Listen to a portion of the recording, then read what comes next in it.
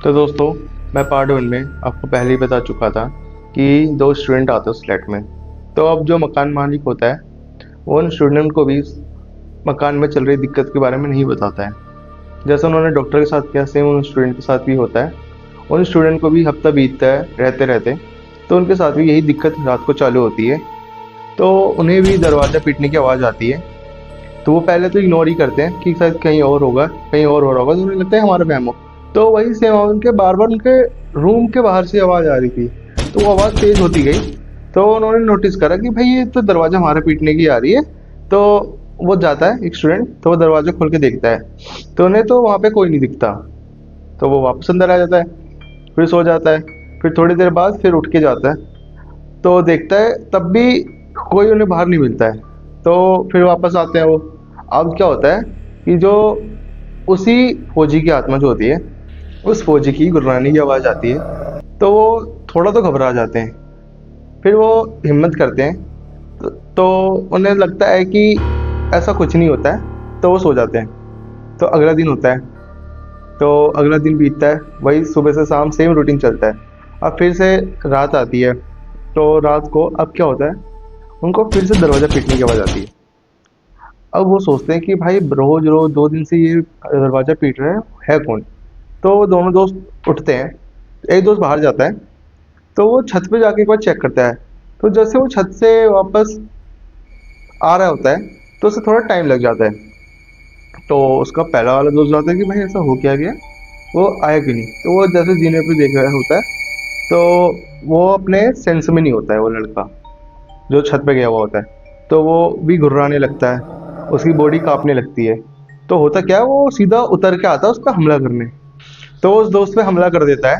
तो वो दोस्त जो होता है, वो डर के कारण वो वहाँ से उसको धक्का देके भाग जाता है किचन की ओर। और किचन में से चाकू और फोक निकाल लाता है।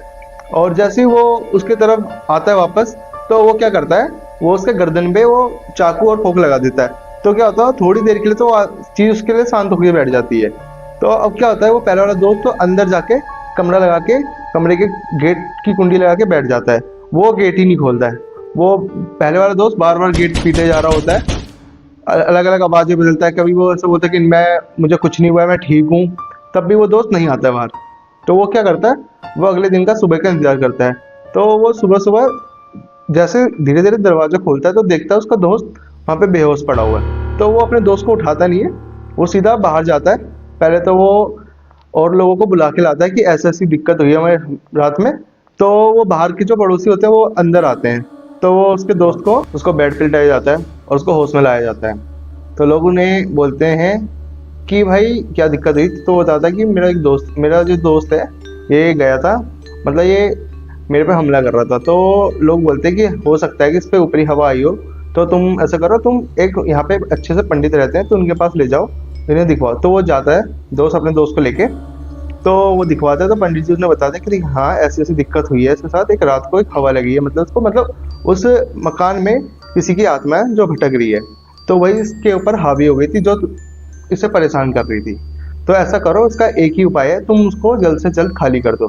तो वो दोस्त डिसाइड करते हैं कि ठीक है, हम आज ही के आज इसको खाली कर देंगे। वो मकान मालिक के पास जाते हैं, वो बोलते हैं कि हम इस मकान को खाली कर रहे हैं। तो वो मकान मालिक भी इस बार ज़्यादा ना लड़के, वो उन्हें बोलते हैं ठीक है, आप जैसा चाहो वैसा कर सकते हो। तो क्या होता है, अब तो वो खाली कर देते हैं। लेकिन जो वहाँ के अड़ोस पड़ोस के जो लोग होते हैं, उन्हें क्या होता है, उस फौजी की जो आत्मा है, उसकी परछाई दिखनी चालू हो जाती है छत पे। तो वो मतलब वैसे उन्हें वहाँ पे परेशान नहीं कर रही थी, बस उनको प्रेजेंस फील होता था।